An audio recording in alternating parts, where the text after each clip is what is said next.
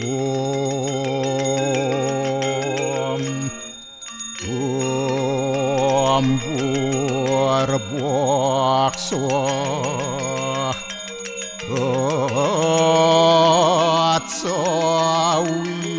Atsawitur Warenium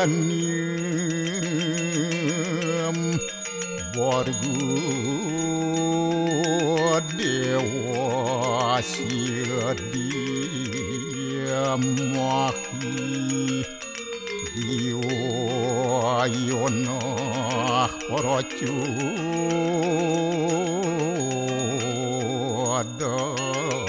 Dayat Om Narayanu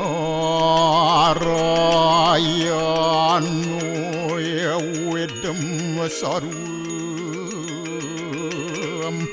Yad Buatam Yastyabawiyam Neskalangku Niranjan Niruya Kalpu Nirakyata Sudodewiku Narayanu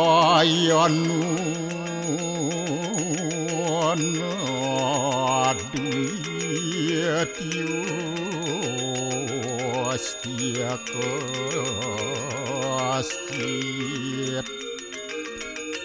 Om Tuam Siwa Tuam Dewa Yaswara Parameswara Warahma Wisnu Asya Rudrasya Warusah Paryakiratita Om Papuham Papakarmaham Papatnya Papasambhawa Rahimam Pundarya Kaksir Sabahya Abhyantara Suci Om Kesama Sama Mahadewa Swaru Paranya kita angkara Mamuja Swaru Papidya Walaya Suasadi Siwa Om Kesantawya Kaiku Dosa Kesantawya Wajiku Mamu Santawya Manasa Dosa At permadat kesamam Om Santi Santi Santi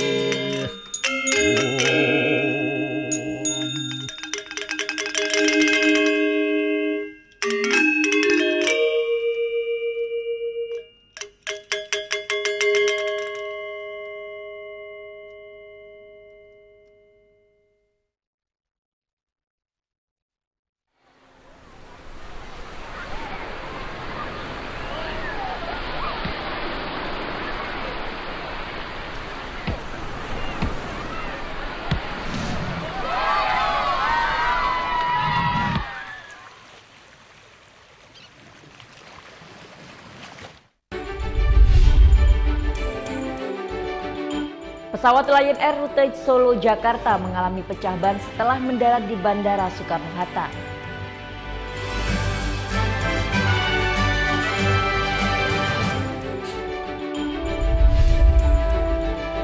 ...63 ton amonium nitrat diamankan petugas bea cukai saat patroli laut.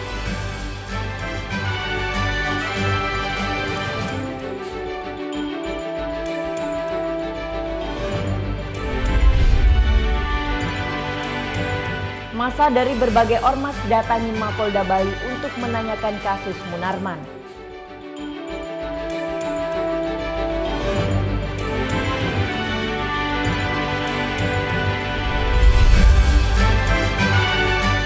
Prihatin dengan lingkungan yang penuh sampah, siswa SMA Bali Mandara Singaraja ciptakan tong sampah pintar.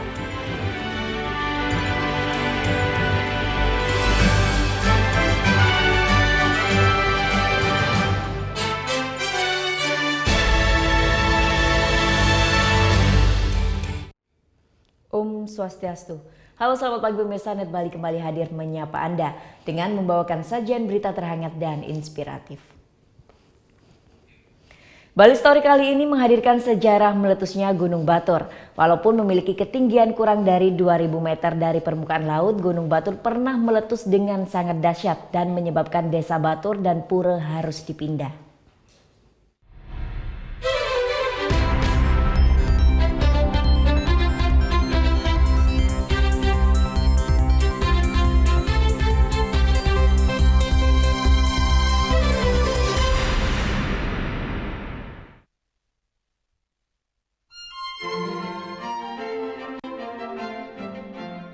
Berdiri tegak 1717 meter dari permukaan laut, Gunung Batur cukup dikenal wisatawan untuk menikmati sunrise di Pulau Bali.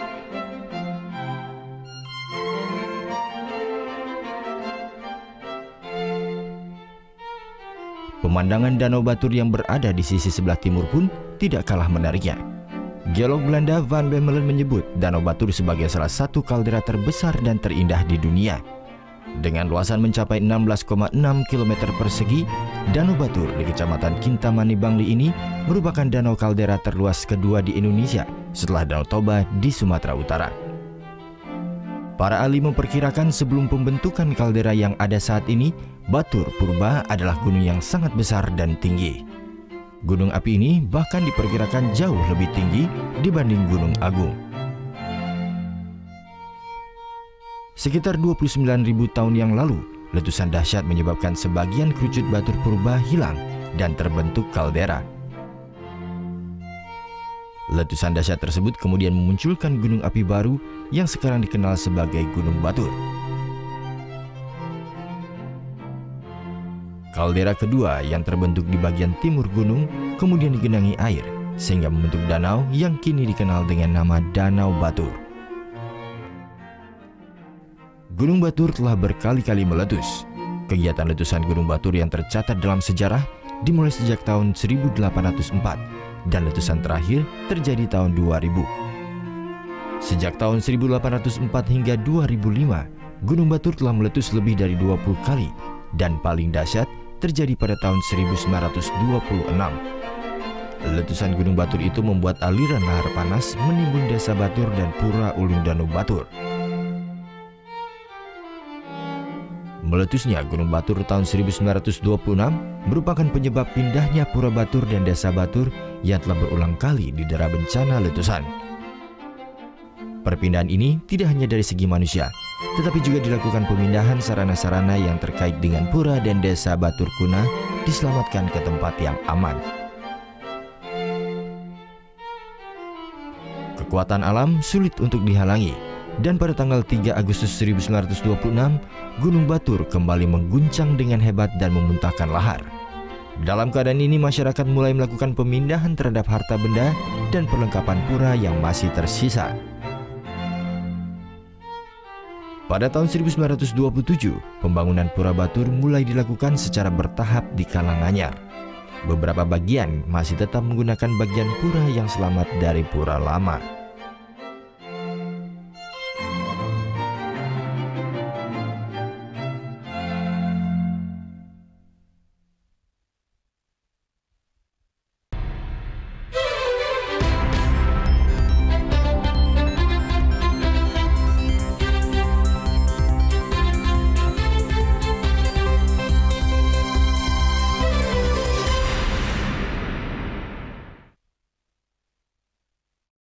Pulau Dewata Bali punya banyak sekali pilihan wisata. Selain wisata pantai, bersepeda menuruni gunung atau bukit menjadi pilihan wisata baru yang menarik di Danau Buyan.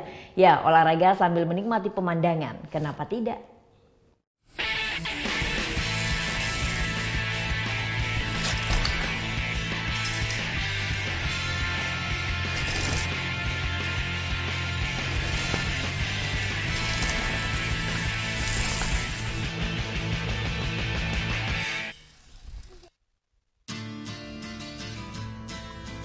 Kawasan Bedugul di Bali selalu menyimpan sejuta pesona yang tak akan membuat turis bosan. Tawarkan kesejukan khas hutan tropis, kita bisa menikmati udara segar dan juga danau indah yang ada di sini, yaitu Danau Buyan. Berjarak sekitar 55 km dari Denpasar, kali ini saya akan mencoba wisata berbeda yang dapat memacu adrenalin saya. Ya, saya akan menjajal olahraga downhill sambil menikmati indahnya alam Danau Buyan. Downhill memang termasuk olahraga berisiko. Oleh karena itu, perlengkapan keselamatan menjadi barang wajib. Mulai dari pengaman lutut, siku, dan helm. Sepeda yang sesuai dengan ukuran dan berat badan juga menjadi hal yang harus diperhatikan. Anda bisa membawa sepeda Anda sendiri atau menyewa di salah satu tur operator yang ada di sini. Sepeda beres, perlengkapan keselamatan komplit, saatnya menuju ke lintasan. Butuh waktu 10 menit untuk mencapai trek yang berada di atas gunung dengan menggunakan mobil.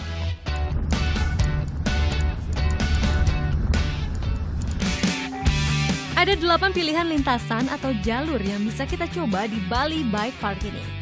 Mulai dari pemula hingga profesional semua ada di sini. Jalur hitam atau merah dengan jump line yang menantang menjadi pilihan atlet profesional.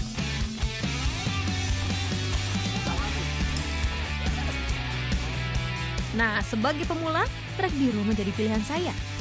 Selain itu, ada pula pemandu yang akan memberikan arahan dan juga membantu selama perjalanan. Kita memang juga concern sama orang-orang yang baru pertama kali main sepeda, supaya gimana caranya kita memperkenalkan sepeda gunung dengan cara yang menyenangkan, mudah, step by step ya. Artinya segala sesuatu mulai dengan yang ringan dulu, belajar dulu cross country biar ototnya kuat, kemudian main selalu fun. Pemandangan hutan tropis yang tersaji indah, kicau burung yang tak henti-hentinya bernyanyi menjadi bonus yang menyenangkan.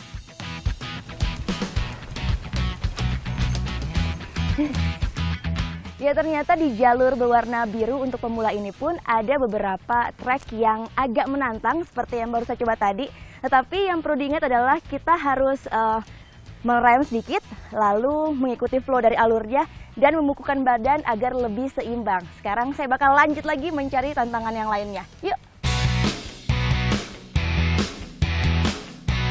Satu lintasan hanya berjarak sekitar 1,2 hingga 1,4 km saja. Butuh waktu sekitar 10 menit hingga berhasil keluar hutan. Pemandangan elok dan memikat mata langsung terhampar saat kita keluar dari hutan. Bali Bike Park adalah bike park pertama di Indonesia. Dibuka pertama kali tahun 2015 lalu, tempat ini mulai dikenal via online.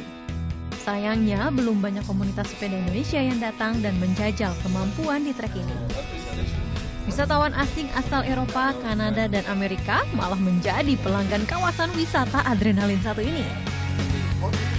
Yeah, the shape is perfect, so we just enjoy and yeah, we meet many friends, so all together it's very good. Untuk menikmati semua pilihan wisata, kita cukup merogoh kocek sebesar Rp800.000, sudah termasuk sewa sepeda dan perlengkapannya.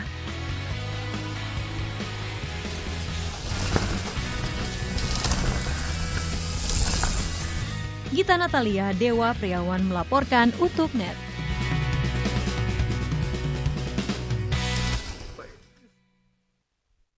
Pesawat Lion Air rute Solo Jakarta mengalami pecah ban setelah mendarat di Bandara Soekarno-Hatta. Sesaat lagi tetap di Net Bali.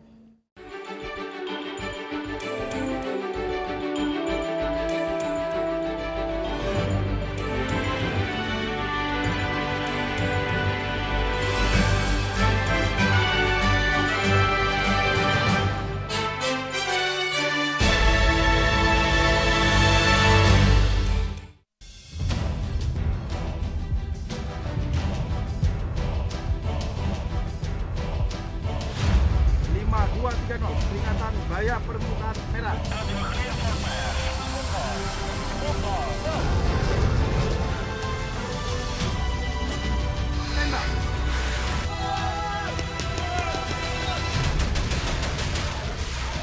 Garuda, setiap Sabtu jam 2 siang, hanya di Net.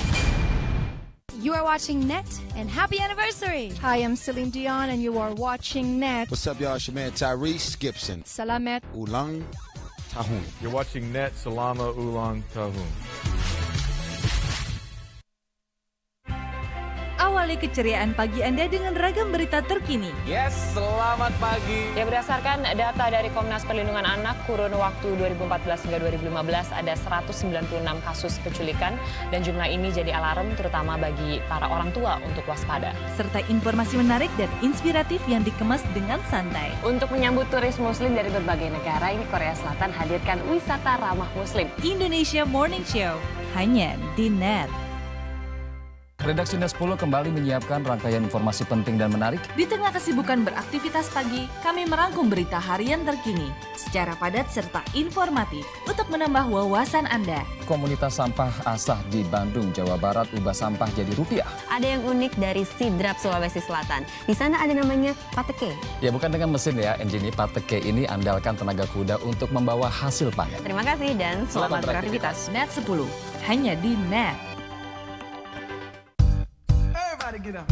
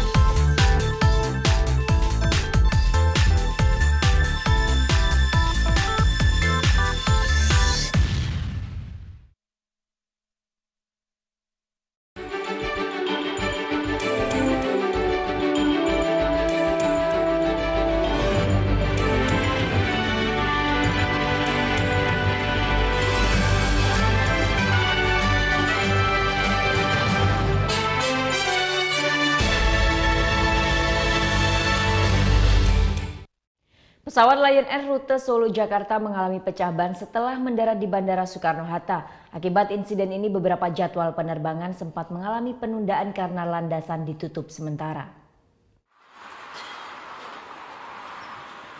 Senin sore pesawat Lion Air dengan nomor penerbangan JT535 rute Solo Jakarta mengalami pecah ban pada saat setelah mendarat di Bandara Soekarno-Hatta, Tangerang, Banten.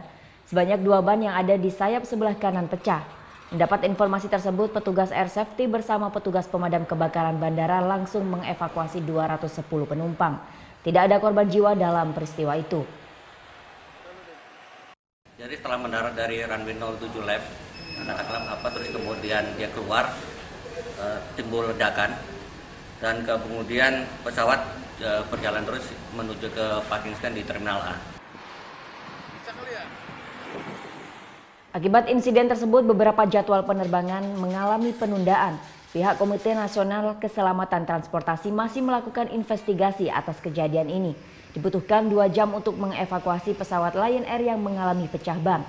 Sekarang kondisi bandara sudah kembali normal dan landasan sudah kembali dibuka. Antisipasi meluasnya serangan program jahat ransomware WannaCry, server pemerintah Kabupaten Karo dimatikan sementara waktu. Selain itu, Rumah Sakit Bantul juga telah amankan seluruh data penting rumah sakit. Cegah serangan siber ransomware WannaCry, Senin pagi Dinas Komunikasi dan Informatika Kabupaten Karo Sumatera Utara matikan server milik pemerintah Kabupaten Karo. Server akan kembali diaktifkan jika seluruh data telah diamankan.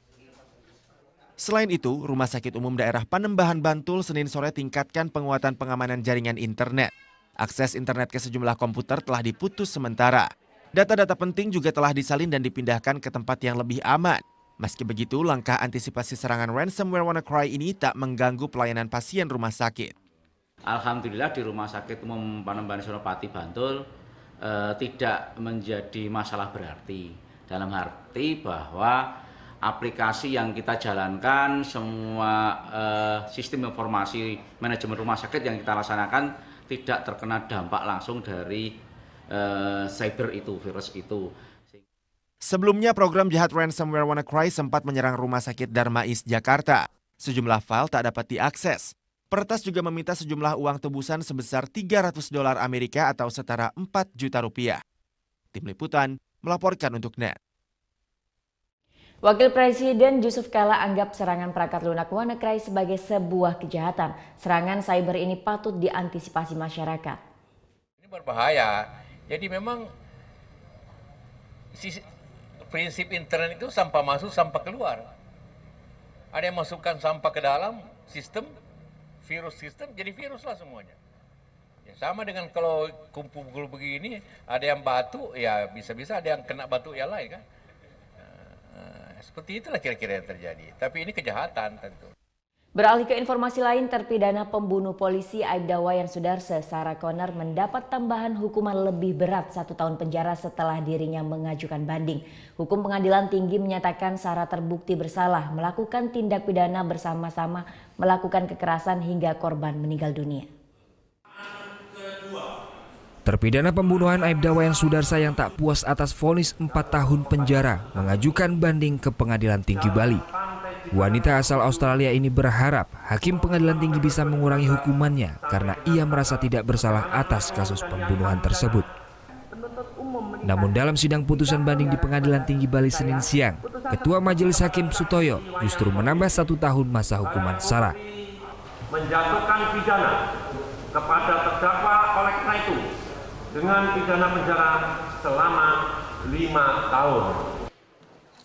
Hakim menyatakan Sarah terbukti secara sah dan meyakinkan bersalah, melakukan tindak pidana bersama-sama, melakukan kekerasan hingga korban meninggal dunia.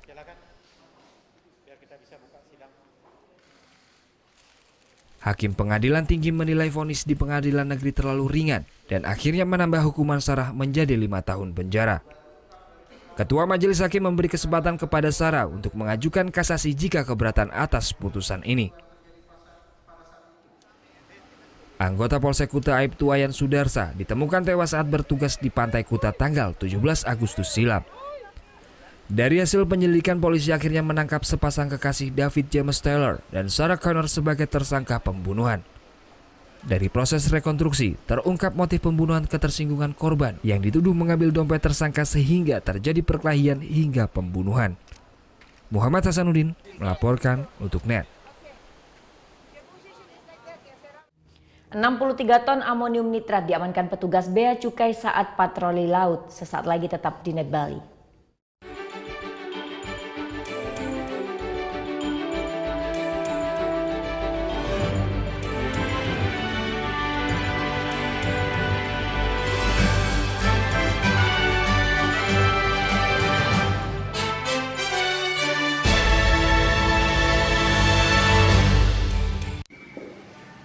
Bagaimana anak-anak?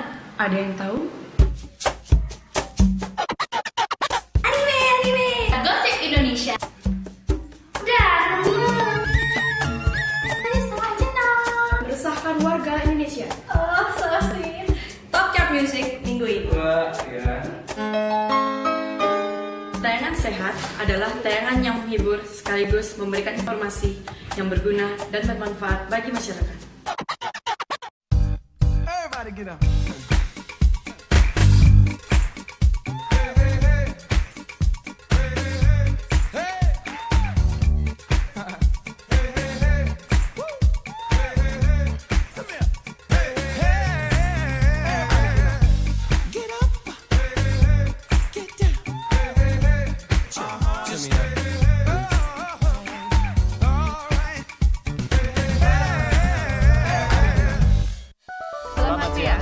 Plus kembali hadir dengan ragam informasi hangat dan menarik. Menyajikan variasi buletin yang berkualitas, berbalut inspirasi dan informasi. Betul sekali, dan kali ini adalah kayu-kayu bekas yang dimanfaatkan menjadi ragam furniture unik dan lucu. Di Cina ada restoran dengan dekorasi ruang makan yang bisa berganti-ganti. Ya, asik banget. Teknologi efek sinar ultraviolet menghadirkan sensasi yang berbeda di restoran ini. Selamat beraktivitas. Untuk menemani aktivitas siang Anda, Net 12.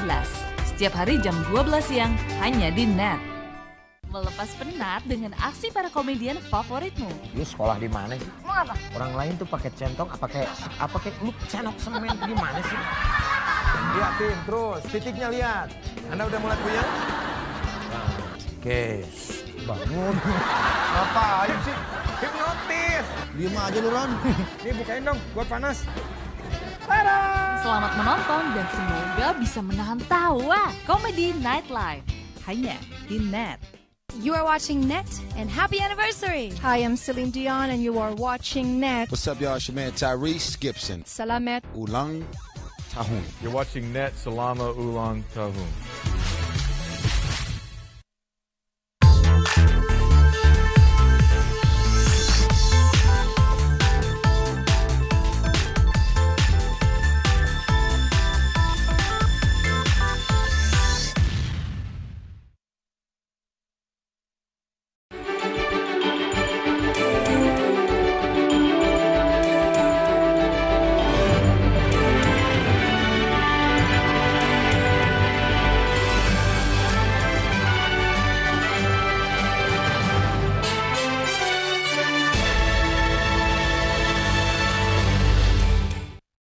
Gempa bumi tektonik berkekuatan 3,7 skala Richter mengguncang Bali bagian utara, tepatnya di Buleleng, Bali pada Senin dini hari hingga siang. Gempa yang terjadi sebanyak 11 kali ini pun merusak 3 bangunan pelinggi pura dan jalan ambrol di Desa Tejakula, Kecamatan Tejakula, Buleleng. Peristiwa gempa bumi mengguncang Buleleng bagian timur, tepatnya di Desa Tejakula, Buleleng. Peristiwa gempa ini terjadi sejak Senin malam hingga siang. Sebanyak 11 kali guncangan dengan kekuatan 3,7 skala Richter. Berdasarkan data yang dirilis BMKG Pusat, gempa bumi terjadi di 30 km barat laut Kabupaten Karangasem, berbatasan dengan Buleleng dan Kabupaten Bangli, dengan kedalaman 10 km. Akibat gempa ini sebanyak 3 pelinggi Padmasana yang berada di pura kantor Desa Tejakula, Pura Desa Tejakula, dan 1 pelinggi di pura milik warga hancur. Tidak hanya pura, ruas jalan yang menghubungkan Desa Tejakula dan Dusun Antapura pun amblas akibat diguncang gempa. Jalan yang berada di pinggir sungai ini amblas ke sungai, ditambah dengan terjadinya gempa ini, jalan menjadi terputus dan menyisakan 1 meter badan jalan saja. Warga pun terpaksa hanya melintasi jalan ini dengan sepeda motor. Akibat ambrolnya jalan penghubung dusun dan desa ini, ratusan warga terancam terisolasi. Itu pun kami sudah ketahui kerusakan di kantor itu Padmasana, itu sayap sama ekor garudanya itu udah patah. Ya, yang di atas ya. Sejauh ini laporan kerusakan berapa titik, Bu? Kerusakan hari ini sampai hari ini itu ada jalan penghubung di Banjar Dinas Antapura, yaitu menuju Pura Empelan. Itu jebol, jalannya jebol, jadi akses ke sana sudah putus. Rusaknya sejumlah pura ini pun membuat warga mengalami kerugian yang cukup besar, dikarenakan biaya upacara setelah perbaikan pura ini akan menelan biaya yang sangat besar. Warga akan melakukan perbaikan sejumlah pelinggi pura yang rusak setelah mendapatkan hari baik. Walaupun gempa mengguncang Desa Tejakula, warga tetap melakukan aktivitas seperti biasa. Meskipun sejumlah warga merasa takut akan terjadinya gempa susulan. Itu napi aja yang rusak, Pak? Napi aja yang rusak nih, Pak? Sementara yang itu aja, suri. Jam berapa nih, Kak? 6:30 udah baru ketemu. Sebetulnya malam ya? Malam. Benis semane emas. Berarti rencana kedepannya kenapa ini, Pak? Mau diservis sekarang, mau diginikan dulu, ada upacara pembersihan dulu. Setelah terjadinya gempa ini, warga dihimbau tetap waspada untuk mengantisipasi adanya gempa susulan. Putu Wijana melaporkan untuk Net. Pasca gempa berkekuatan 3,7 skala Richter yang mengguncang Desa Tejakula, Buleleng Senin dini hari, pihak desa membangun posko pengaduan kerusakan. Sebuah tenda milik Dinas Sosial Kabupaten Buleleng dibangun di halaman kantor Desa Tejakula Senin siang pasca terjadinya gempa pada Senin dini hari yang berpusat di barat laut Kabupaten Karangasem, Bali. Pembangunan posko bertujuan untuk menerima laporan kerusakan tambahan di beberapa dusun yang ada di desa tersebut. Dari laporan yang diterima hingga Senin sore, kerusakan terjadi di 5 titik yakni 3 pelinggih pura, 1 rumah dengan kerusakan genteng, serta jalan penghubung desa dan dusun antara pura ambruk.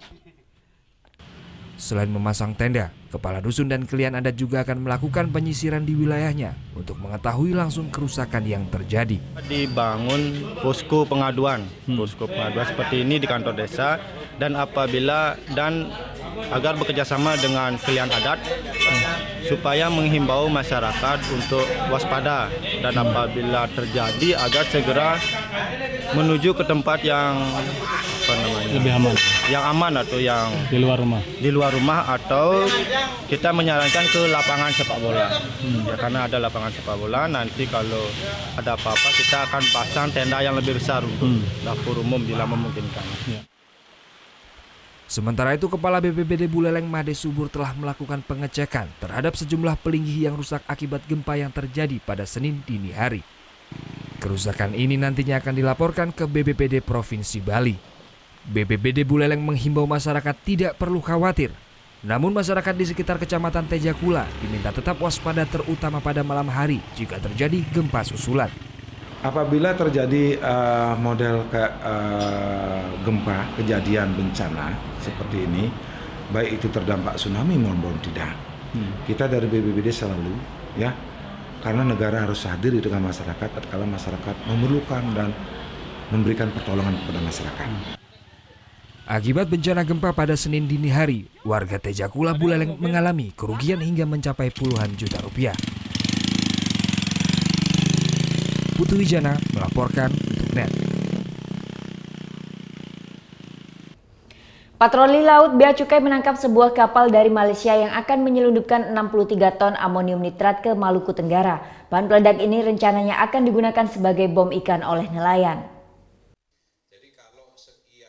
Operasi patroli laut Jaring Walasayang mengerahkan 6 kapal bea cukai membuahkan hasil dengan menangkap sebuah kapal penyelundup bahan peledak amonium nitrat di Kepulauan Kangean, perairan utara Bali, Rabu lalu. Kapal asal Malaysia ini mengangkut 2.552 karung amonium nitrat yang beratnya mencapai 63 ton. Petugas bea cukai juga mengamankan 10 anak buah kapal dan nahkoda karena tidak bisa menunjukkan dokumen resmi muatan tersebut. Amonium nitrat senilai 8,2 miliar rupiah ini rencananya akan dikirim ke wilayah Maluku Tenggara. Dari hasil pemeriksaan sementara, amonium nitrat ini akan digunakan sebagai bahan baku bom ikan. Nelayan-nelayan kita telah menggunakan jalan pintas, yang kemudian difasilitasi oleh jaringan mafia ini. Ya, ini tentunya merugikan baik nelayan itu sendiri terutama. Kenapa? Karena nanti pada akhirnya sekali bom, terumbu karang rusak, habis itu nggak ada lagi ikan. Habis itu mereka harus mengebom lebih banyak lagi. Jaringan ini masih berkaitan dengan penyelundup 30 ton amonium nitrat yang ditangkap di Bali bulan September tahun lalu. Barang bukti puluhan ton amonium nitrat kini diamankan di rumah penyimpanan benda sitaan negara kelas 1 Denpasar. 10 ABK dan nakoda yang diamankan masih menjalankan pemeriksaan dan akan dijerat pasal 102 huruf A Undang-Undang Kepabeanan. Muhammad Hasanuddin melaporkan untuk NET.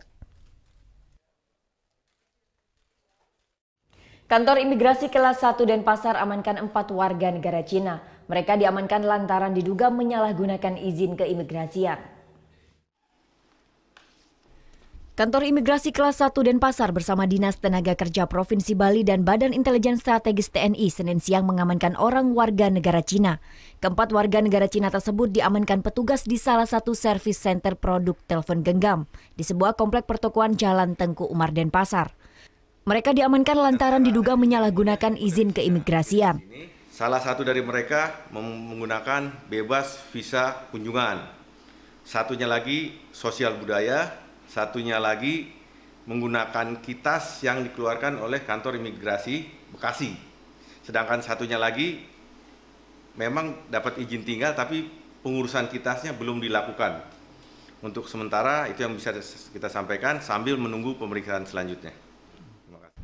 Tidak ada perlawanan dari keempat warga Cina tersebut saat diamankan. Saat diamankan mereka baru saja usai menggelar pertemuan di lokasi tersebut. Pihak imigrasi belum mengetahui pasti pekerjaan mereka dan sejak kapan mereka ada di Bali. Hingga saat ini pihak imigrasi masih melakukan pemeriksaan terhadap keempat warga negara Cina ini. Jika nantinya terbukti mereka melanggar ketentuan yang berlaku, pihak imigrasi akan melakukan deportasi terhadap 4 warga negara Cina tersebut. Diamankannya keempat orang ini setelah adanya informasi dari masyarakat terkait keberadaan 4 warga negara Cina tersebut. Surya Sanjaya melaporkan untuk NET. Aparat Polsek Kuta Utara meringkus pelaku pembobolan 9 villa wisatawan asing dengan barang bukti senilai ratusan juta rupiah. Tersangka yang bekerja sebagai karyawan salon anjing nekat mencuri untuk membayar cicilan mobil. Kasus pembobolan 9 villa wisatawan asing yang terjadi di wilayah Kuta Utara selama 6 bulan terakhir berhasil terungkap. Aparat Polsek Kuta Utara meringkus pelaku pembobol villa Igede Rudi Sri Budayasa di Jalan Smart pada 9 Mei lalu. Saat ditangkap, tersangka tengah membawa alat-alat yang digunakan untuk mencongkel pintu villa seperti obeng. Setelah menggeledah rumah tersangka, polisi menemukan berbagai barang bukti hasil kejahatan tersangka. Mulai dari perhiasan mewah, telepon genggam, hingga kamera DSLR, hasil curian pelaku yang mencapai ratusan juta rupiah. Dari hasil pemeriksaan sementara, tersangka mengaku beraksi seorang diri dengan mengincar villa yang sedang ditinggal pemilik. Villa-villanya pun juga dia pilih. Yang kosong, yang tidak ada penjaganya, bahkan mungkin tidak ada anjingnya, jadi diambil. Tersangka yang hanya bekerja sebagai karyawan di salon anjing ini nekat mencuri untuk membayar cicilan mobil. Polisi juga mengamankan mobil milik tersangka di Mapolsek Kuta Utara. Atas perbuatannya tersangka dijerat pasal 363 tentang pencurian dengan ancaman hukuman 7 tahun penjara. Muhammad Hasanuddin melaporkan untuk NET. Masa dari berbagai ormas datangi Mapolda Bali untuk menanyakan kasus Munarman. Sesaat lagi tetap di NET Bali.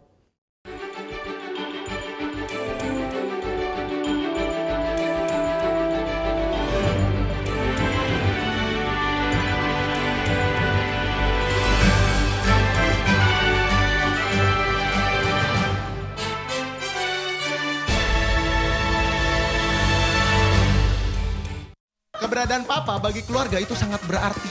Betul. Papa apa yang nggak pernah marah-marah. Apa tuh? Nggak apa-apa. Terima kasih, nama saya Chandra. Bangun pagi bisa bikin tambah pintar. Bareng Andre Hesti bisa. Berbagai inovasi masa kini, seru-seruan di Fun Science. Hingga tips oi-oi. Pagi-pagi hanya di NET. Get up.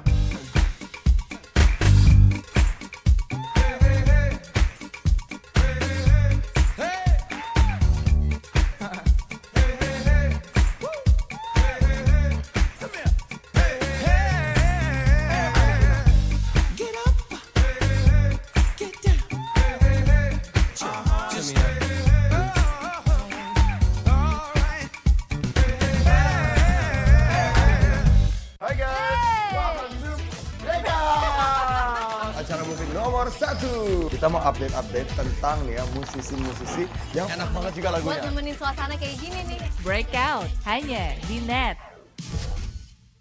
You are watching NET and happy anniversary. Hi, I'm Celine Dion and you are watching NET. What's up, y'all? It's your man Tyrese Gibson. Salamat Ulang Tahun. You're watching NET Salama Ulang Tahun.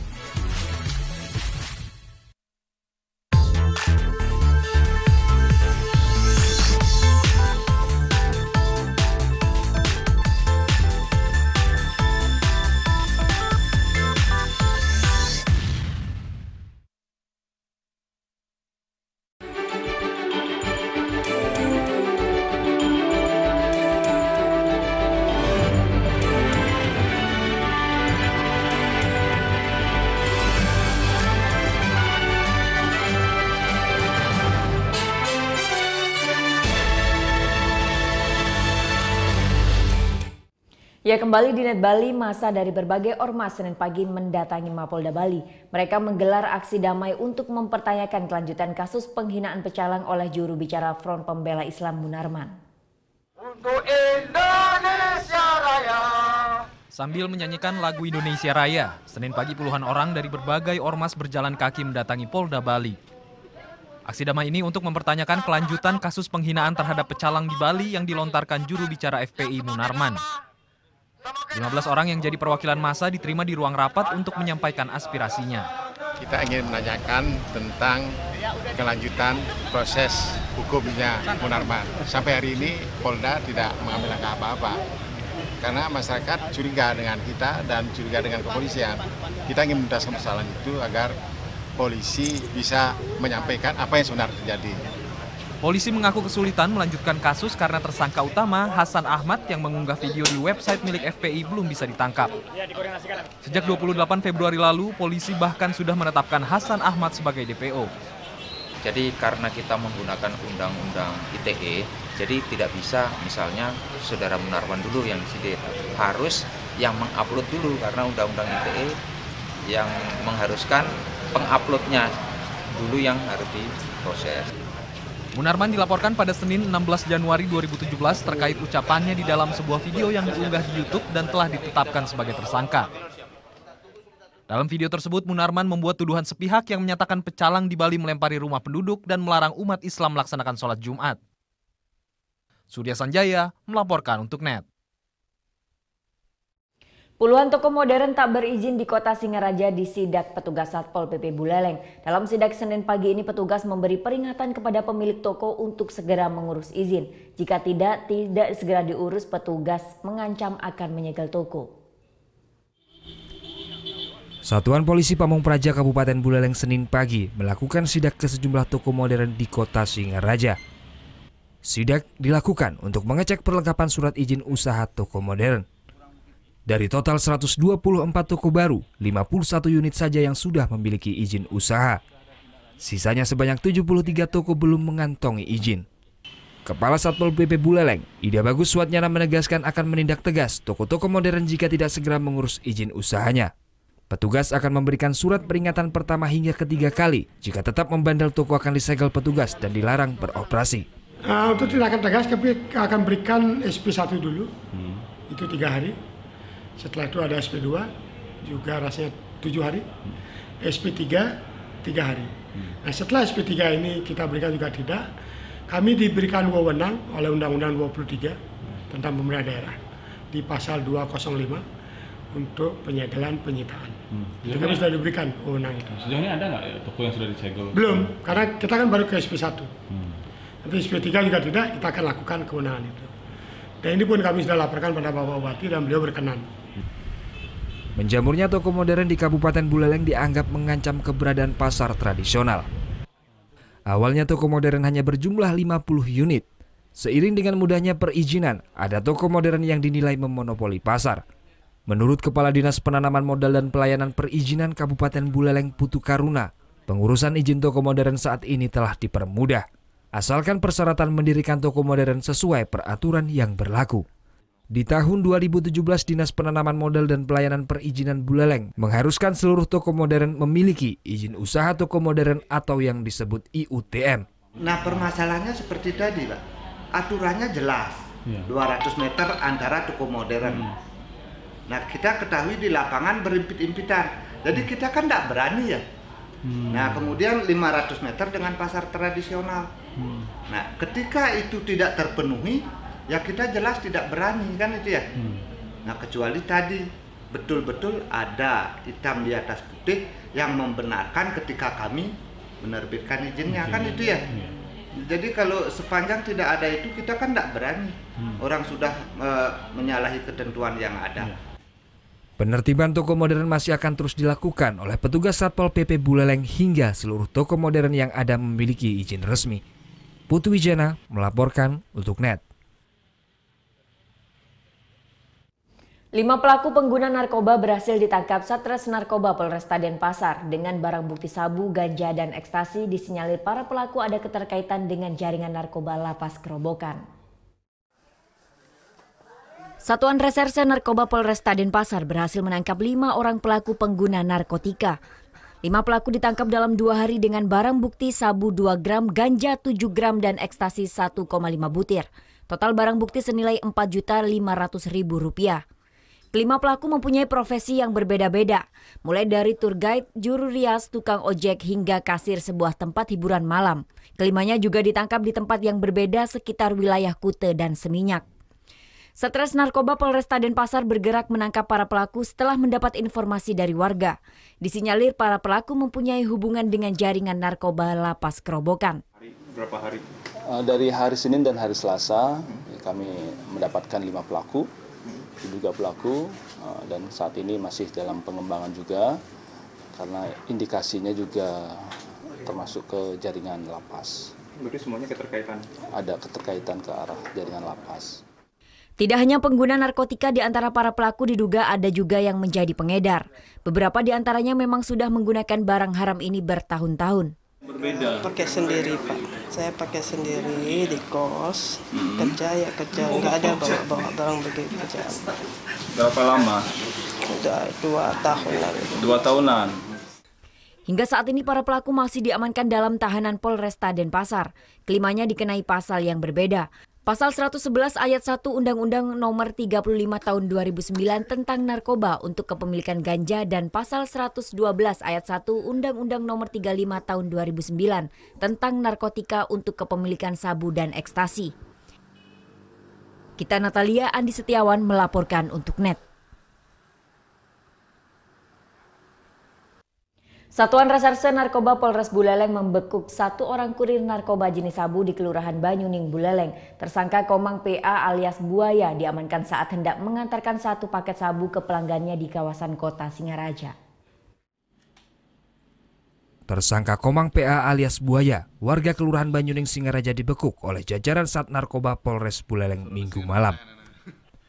Pemuda pengangguran ini diamankan di depan sebuah warung Jalan Pulau Menjangan, Singaraja saat hendak mengantarkan 1 paket sabu seberat 0,24 gram ke pelanggannya. Kasat Narkoba Polres Buleleng, AKP Ketut Adnyana menjelaskan, tersangka merupakan jaringan pengedar sabu di Kota Singaraja dan telah menjadi target operasi sejak lama. Kami bersama Opsna melaksanakan penyelidikan adanya pesta narkoba di Bejuning Selatan. Atas informasi tersebut, kami melakukan lidik dan menemukan tersangka alias Buaya di Jalan Warung Tipat sedang berjalan. Kemudian kami lakukan penangkapan dan penggeledahan, dan di dalam saku celananya didapatkan kristal bening yang diduga sabu seberat 0,23 gram. Sementara itu dari pengakuan tersangka Buaya, bisnis haram tersebut telah dilakukan sejak setahun silam. Selain sebagai kurir, tersangka juga memakai sabu tersebut setiap harinya. 1 paket sabu dibelinya seharga Rp500.000.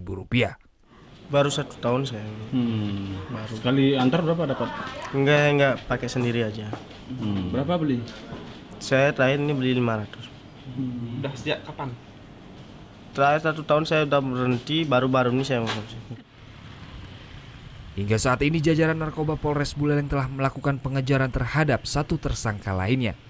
Tersangka dijerat pasal 112 dan pasal 127 serta Undang-Undang RI Nomor 35 Tahun 2009 tentang narkotika dan dengan ancaman hukuman 12 tahun penjara. Putu Wijana melaporkan untuk NET. Prihatin dengan lingkungan yang penuh sampah, siswa SMA Bali Mandara Singaraja ciptakan tong sampah pintar. Sesaat lagi tetap di NET Bali.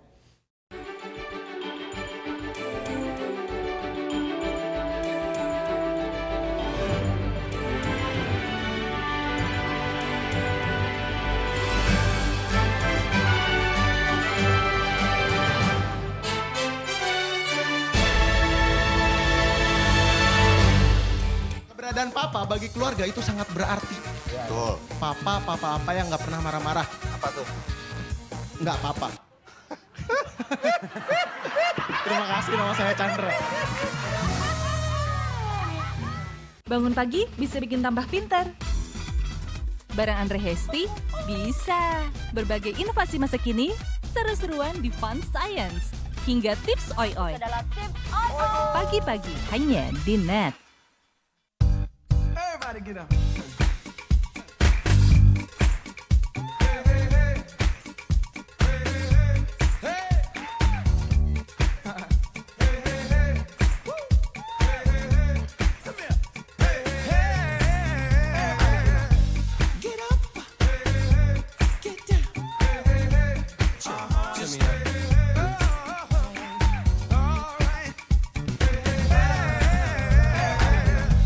You are watching Net, and happy anniversary! Hi, I'm Celine Dion, and you are watching Net. What's up, y'all? It's your man Tyrese Gibson. Salamat. Ulang Tahun. You're watching Net Salama Ulang Tahun.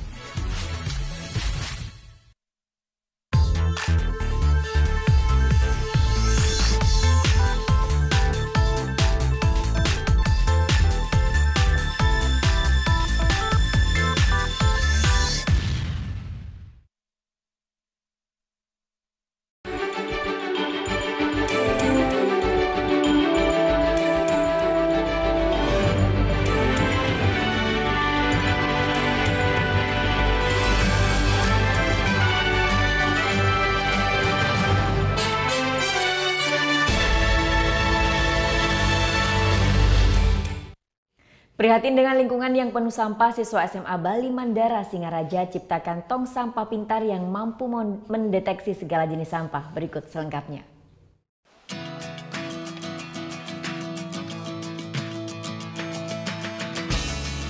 Kondisi lingkungan penuh sampah di Buleleng, Bali memicu dua orang murid SMA Bali Mandara, Gede Heri Arumwijaya dan Niputu Gita Naraswati untuk menciptakan sebuah tong sampah pintar yang mampu mendeteksi jenis sampah. Tong sampah pintar atau Smart Trash Can ini mampu mengenali 4 jenis sampah, yaitu plastik, organik, pecahan kaca, hingga logam. Inovasi gabungan ilmu fisika dan elektro ini bekerja menggunakan sistem sensor yang sudah diprogram di komputer. Tong sampah ini didesain terbuka otomatis sesuai jenis sampah yang akan dibuang. Gede Heri dan Niputu Gita berharap tong sampah ini dapat meminimalisir masalah penguraian sampah plastik dan sampah organik. Untuk cara kerja dari tong Smart Trash Can ini yaitu dapat mengenali berbagai jenis karakteristik jenis sampah yang sudah kami bagi menjadi 4, yaitu yang pertama organik, plastik, besi, dan kaca. Kenapa dibagi menjadi 4 seperti itu? Karena kami lihat keempat jenis sampah itu bisa bernilai ekonomis apabila dimanfaatkan kembali. Namun pada kenyataannya masyarakat saat ini sering mencampur sampah tersebut. Sampah plastik, sebenarnya tong sampah itu adalah tong sampah plastik tapi dicampur dengan sampah organik seperti itu. Menurut Kadek Yuli Artama, salah seorang guru pembimbing Heri dan Gita, tong sampah pintar ini menjadi karya terbaik pada Lomba Teknologi di Jakarta untuk kategori teknologi penolong lingkungan. Penelitian Smart Trash Can ini sebenarnya kita menggabungkan dari berbagai bidang ilmu, di mana kita konsepkan dasarnya lah ilmu fisika dan elektronika, kemudian didukung oleh ilmu komputer yaitu pemrogramannya, jadi yang menggunakan bahasa C++, sehingga dengan demikian nanti dengan adanya kombinasi dari ketiga ilmu itu sebenarnya menghasilkan sebuah produk yang nyata yang bisa kita implementasikan. Jadi ini salah satu bagian dari literasi teknologi. Kalau ada berbagai bagian dari macam-macam literasi, maka ini termasuk ke dalam literasi teknologi di mana siswa bisa menggabungkan konsep ilmu yang mereka pelajari ke dalam bentuk nyata, yaitu aplikasi teknologi. Sebenarnya kalau kita lihat dengan menggandeng pihak luar tentunya pasti, karena memang untuk menciptakan sebuah alat tersebut memang butuh biaya yang memadai. Pihak sekolah kini telah mencari sponsor untuk memproduksi tong sampah secara massal. Dengan modal Rp500.000, tong sampah pintar ini mampu membantu program bebas sampah plastik pada tahun 2020 mendatang. Putu Wijana melaporkan untuk Net.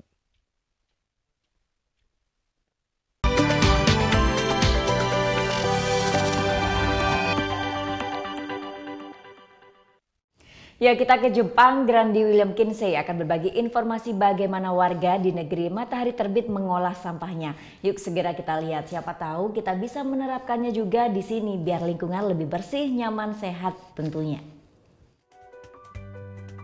Lingkungan yang asri, bersih, dan nyaman selalu menjadi dambaan setiap warga. Butuh kerjasama dan disiplin untuk melaksanakannya. Penduduk Jepang sudah melakukannya sejak lama, seperti yang dilakukan oleh warga di kota Ube, Prefektur Yamaguchi. Tiap apartemen, asrama maupun rumah pribadi memiliki tempat sampah yang berbeda untuk tiap jenis sampah. Mulai dari kaleng, botol, gelas, kertas, plastik, hingga sisa makanan. Selain memisahkan sampah berdasarkan jenisnya, sampah juga dipisahkan lagi berdasarkan sampah yang tidak dapat dibakar dan sampah yang bisa didaur ulang.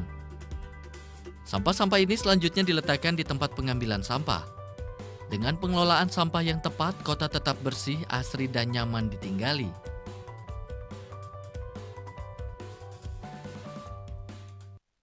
Di Malaysia ada kedai yang dapat selesaikan masalah menumpuknya pakaian kotor. CJ Ahmad Sukri berbagi informasinya. Ini dia kedai Dobi.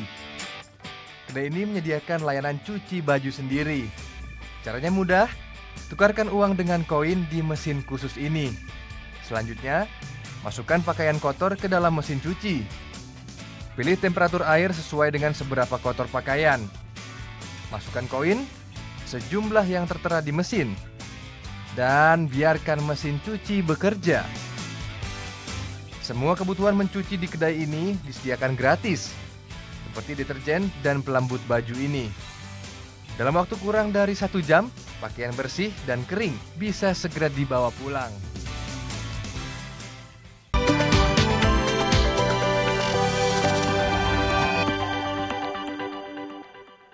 Informasi tadi sekaligus mengakhiri Net Bali hari ini. Kini Anda dapat mengakses Netzi, portal berita referensi Anda di www.netzi.id. Dan saksikan kembali tayangan hari ini di YouTube channel kami www.youtube.com/netbali. Jangan lupa subscribe. Saya Vera Senvia. Selamat beraktivitas dan matur suksma. Om Santi Santi Santi Om.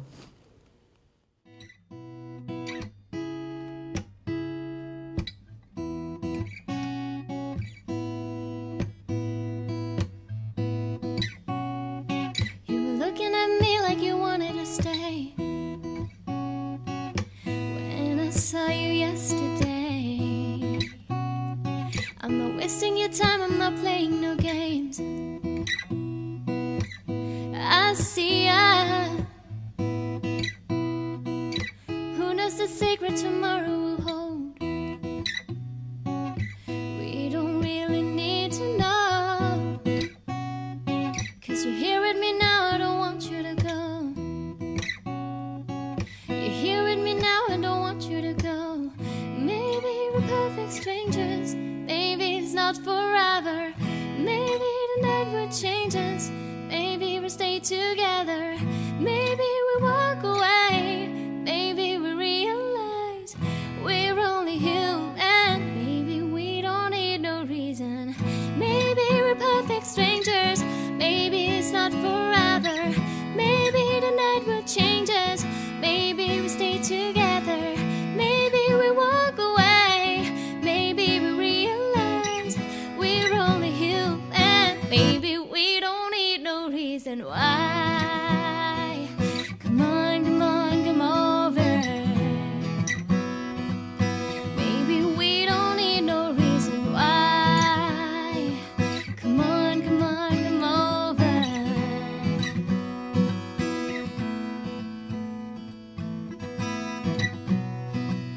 No one but you got me feeling this way.